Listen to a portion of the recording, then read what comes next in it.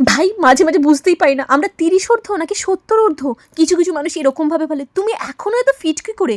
ভাই তোরা যদি 15 থেকে 20 ঢিপি হয়ে বসে থাকিস that is not a problem. কিছু কিছু টিনেজারকে দেখি সারাদিন শুয়ে আছে তো শুয়েই আছে, চুলে জটা পড়ে যাচ্ছে তবু চুল আঁচড়াতে নাকি তাদের ভালো লাগে না, সাজতে ভালো লাগে না, ইভেন বেড়াতে যেতেও নাকি তাদের ভালো লাগে না। আরে ওই বয়সে তো আমরা আম গাছে জাম গাছে বানরের মতো দাপিয়ে বেড়েছি। আর ভাই ফিটনেস না 70% ডিপেন্ড করে তোমার লাইফস্টাইলের উপর। বিরাট কোহলি 36 কিন্তু তাতেও এত ফিট কি করে সেটা নিয়ে রিলস বানিয়েছে 20 বছরের একটা ছেলে। ভাবুন তাহলে। বুঝতে পারি না এরা নিজেরা 20-তে বুড়ি বলে 30-এর পর কি সবাই বেড রেস্টে থাকবে ভাবে। মনে রাখবেন শরীরকে যত নাড়াবেন, পাটাতে যত হাঁটবেন আপনার মাথা ততই হাঁটবে, হৃদয়টাকে যত দোলাবেন আপনার হৃদয়ে সংস্কৃতি খেলা করবে। কার উক্তি অবশ্যই কমেন্টে জানাবেন। আর লিপস্টিকের শেডটা হলো না এখানে বলবো না, কমেন্টে বলুন। আপনাদের কমেন্ট করতে হাত ব্যথা হয়ে গেছে, আপনারাও কি 30 ঊর্ধ্ব? আঙুলে ব্যথা হলে প্যারাসিটামল খেয়ে কমেন্ট করুন। কিছু কিছু ইউটিউবার 30 বছরকে নিয়ে এরকম ভিডিও বানাচ্ছে না, ভাবছি কাল থেকে লাঠি নিয়ে হাঁটবো। উফ গলা ব্যথা করছে।